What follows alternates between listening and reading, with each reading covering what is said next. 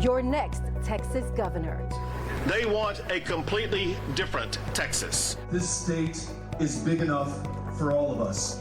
Attorney General. We're going to have to fight the fight for the next 2.5 months, and let's go win this in May. 38 U.S. House districts. And every single seat in the Texas legislature.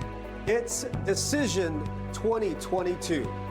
We're entering a new era with more seats up for grabs than ever before. Spectrum News Texas is your source for results. With crews across the state standing by live. And a dedicated team here in the newsroom analyzing the very latest. I think we can say right now there absolutely will be a runoff, but we're not yet able to say who's going to be in that runoff. Live Decision 2022 coverage continues right now.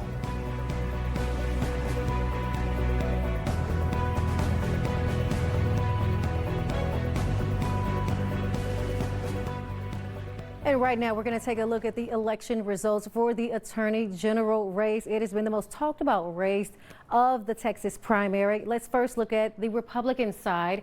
According to the Associated Press, Ken Paxton right now has about 42% of votes. This is with 69% of precincts reporting. George P. Bush has 22%. Eva Guzman has 17%. And Louis Gohmert has 17%. Going to the Democratic side right now, Rochelle Garza has 43% of the votes, Joe Jaworski 20%, Lee Merritt 18%. That's with 64% of precincts reporting. We want to go deeper, so let's go to our Todd Boatwright for a closer look. Todd, give us a breakdown of how the candidates are doing in various counties across Texas. Let's show you a map right now of Texas, kind of where Ken Paxton was leading. According to the map, there's lots of votes that he picked up across the state, not enough to avoid a runoff. Now, probably the candidate most close to him when it comes to political ideology would be Louis Gohmert. He picked up just a handful of counties there in Far East Texas. He's from Northeast Texas, by the way. And George P. Bush picked up in the bright red areas. He picked enough seats right now, appears to have enough to make the runoff, that runoff happening in May. Back to you guys. All right, Todd, thanks so mumuch for that. Now we're going to go to Lupe Zapata with Paxton's camp in McKinney. Lupe, what can you tell us? You know, talking about the possibility of Bush being the person that Paxton goes up against, the moment he mentioned Bush's name, the entire crowd of more than 100 people here all started booing. It was very, very clear that they didn't like the idea of him going up against Bush. You know, they were very much in support of Paxton and his wife here this evening. A lot of cheers, a lot of clapping. Now, his wife said something that I thought was really interesting. She said, now is not the time for a rookie attorney general to be entering office, and that's why she believes her husband is due a third term. Now, he did make sure to smear President Biden just moments after the State of the Union address. Take a look at what he had to say about the administration. And the government that's envisioned by President Biden is not for us. Look at the results. In 1 year, a massive border disaster. There's no other way to describe it. Look at the international scene. Do I have to say anything more? From Afghanistan to Ukraine to China? Can I just say, where's President Trump?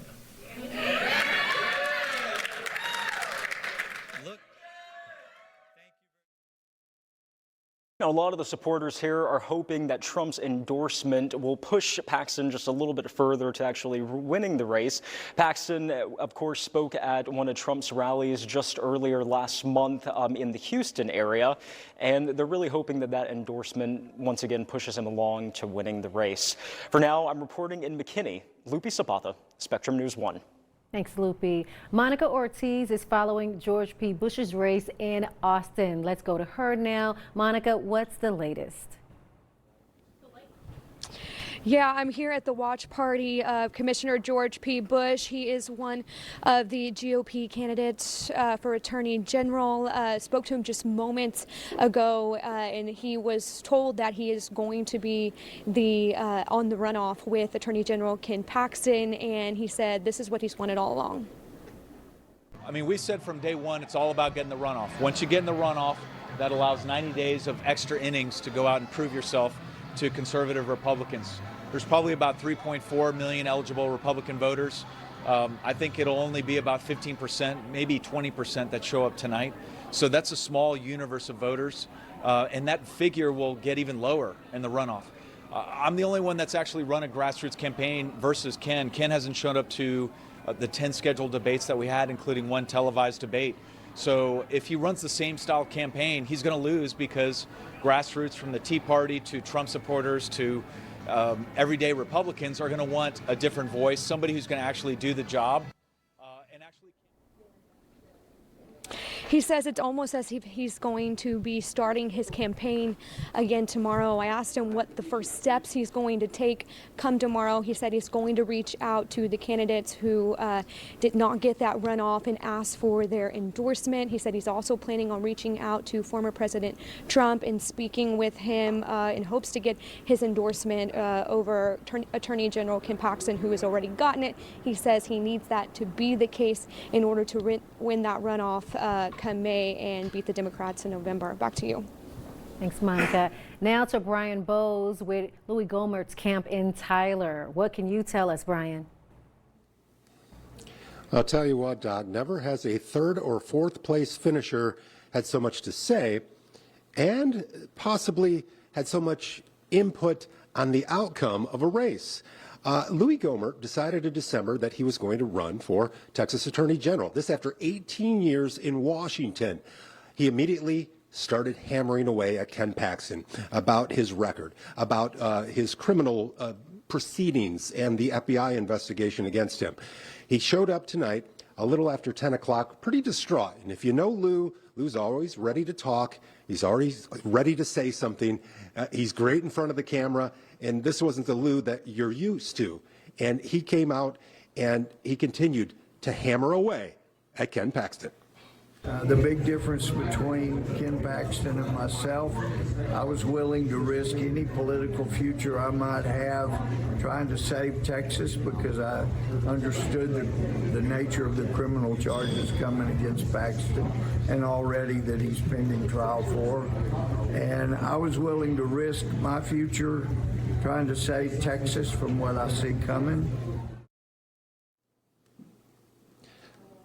He went on to say that Paxton couldn't even debate his fellow candidates because anything he would say or do could be used against him in a court of law. Yet these are two people that don't like each other. Now, there is one person on the campaign trail that Lou started to like, and that's Eva Guzman. But he wouldn't go as far as to say that he would publicly campaign for a different candidate in the runoff. Reporting in Louis Gohmert's hometown of Tyler, Texas, I'm Brian Bowes, Spectrum News 1. Thanks, Brian. We are also hearing from the Democratic candidates for Texas Attorney General as well. Joe Jaworski says he is looking forward to a runoff.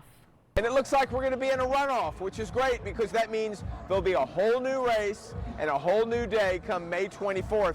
So that gives us 10 weeks to recover from tonight's festivities and focus on a plan to win.